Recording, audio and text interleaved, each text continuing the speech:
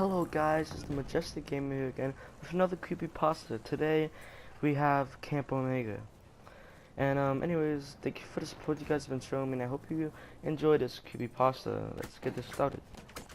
I remember it like it was yesterday.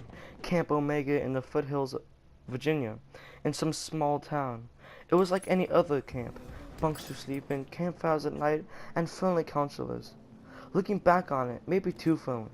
At the time, I thought they were just being friendly because it was their job. I have never been so wrong. Camp was fun at first. Though the activities were a bit odd, we had to make these dolls that looked like us. Mine had straw for hair and blue button eyes. Then we had to make these bracelets with our names on them. Everything was personalized, which I expected from camp.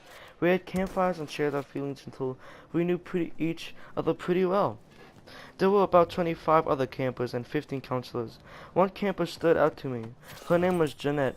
She was nice and didn't talk too much. I was shy too, so we connected easily, though enjoying the silence. It was the last day of the week-long camp. I was so happy to be going home the next day. Camp was fun, but I missed home. We sat at the fire with everyone, including the counselors. I wasn't sure if it was the fire, but they looked different. They looked familiar, but their faces were pale as ghosts. I shrugged it off and listened to the next activity. I wish I did. We all had our dolls that resembled us. I had mine in my hands, and tried not to look at it as its blank blue button eyes stared into me. This represents the old you, the you before camp, the lead counselor said to all of us. Then they had us throw the dolls into the fire. I watched as mine was engulfed in flames, snapping and popping as the fire consumed its canvas skin. You are a new person now, the head counselor told us. After the doll burning, they told us there would be a goodbye ceremony and dinner. Two of the counselors led us back to the cabins and told us to pack our stuff. They explained that the celebration ceremony was at the nearby barn on the edge of the property. The other counselor left, so it was just one with us. His name was Scott.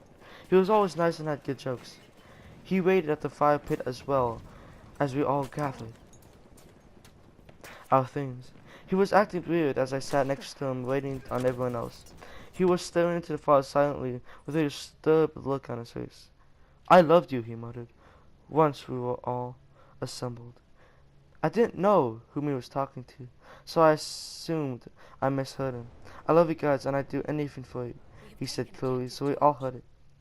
We all looked at each other with confused expressions, but it was a nice gesture, and we said that we loved him, too. He smiled and got up. We're ready, he stated, and led us through the forest to the edge of the camp. It was dark and the air got thicker. I was excited for the ceremony. I was ready to leave and go home, where there was cable and internet. I've had enough of the outdoors. We suddenly exited the woods, and the barn loomed in the darkness. All of the camp counselors stood around it in a circle with torches in hand. I felt my stomach drop. I knew something wasn't right as they ushered us all into the barn. It was an old rickety structure. I'm sure it wasn't up to any building code, and I was always pretty sure we shouldn't be in there. The counselors stepped inside and formed a circle around us, closing the door behind them. The head counselor broke from the circle and stood before us. Jeanette Lewinsky, please come forward for your departure, she said. We all looked uneasy, but Jeanette stepped forward. I was happy for her. Maybe she would get a ribbon or something cool to take home. The counselors moved from the ring around the barn to a ring around us. All the while holding the torches, I could feel my heartbeat quicken as they came closer and closer and stabbed Jeanette in the neck. She didn't scream, and suddenly it was sudden pandemonium as the counselors threw the torches at the walls of the barn.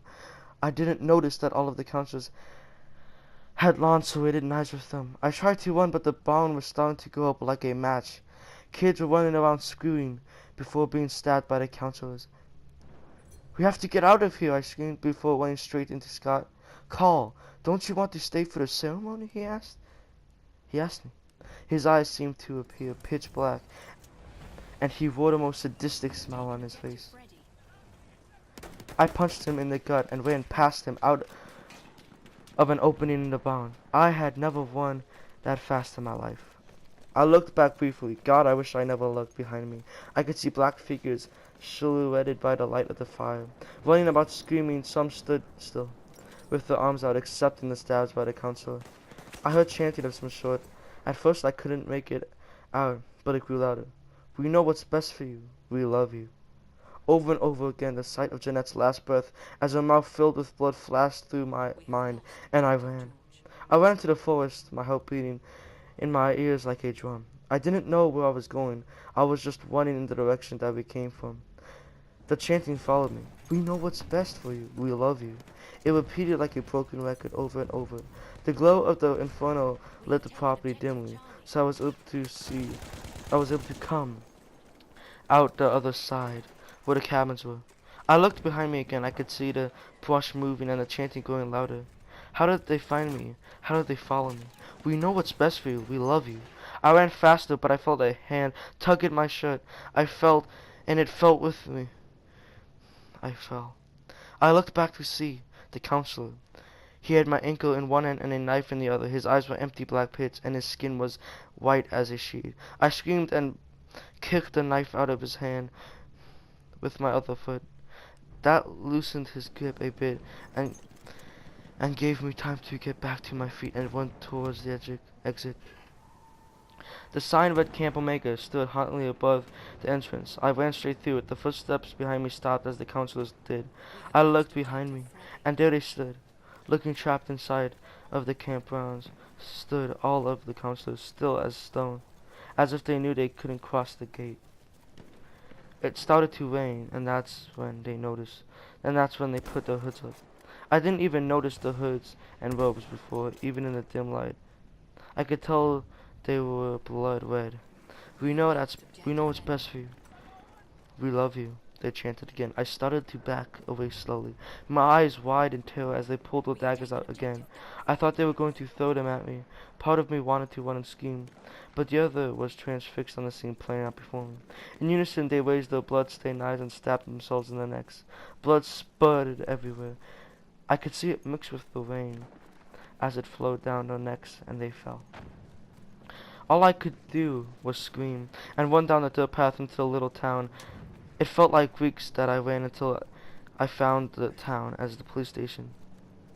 Relief washed over me as I entered the wooden doors. I must have looked like a mess. My hair was matted with a mixture of sweat and rain. I probably had blood on my hands. I looked down at them. They were clean. The rain must have washed the blood off. I walked to the front desk and, as calmly as I could, where the secretary looked at me. She had a shocked expression on her face, as if I had just risen from the dead. I assumed it was because of my disheveled appearance. I explained everything to her, the camp, the counselors, what they did, everything.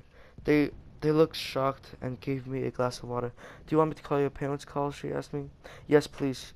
She gave me her phone, and I called them up. I'm surprised they could understand me, since I was choking on my own tears and snot that ran down my face, and to accumulate into my mouth. They came as quickly as they could to pick me up, and an hour later, they arrived at the police station.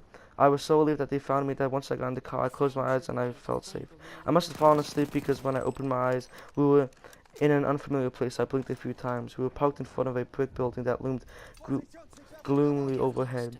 It was then that I realized something. The woman at the police station. How did she know my name? I never told her. Where are we? I asked with apprehension. My parents looked back at me and said, with sad expressions, "Son, we're at a mental institution. We're worried about you." My father stated flatly. My jaw fell open. "You don't believe me?" I asked. "Carl, you've been missing for a week now. You showed up at a police station in this small town ranting about some camp with murderous counselors." My mother stated. I was silent, trying to process everything.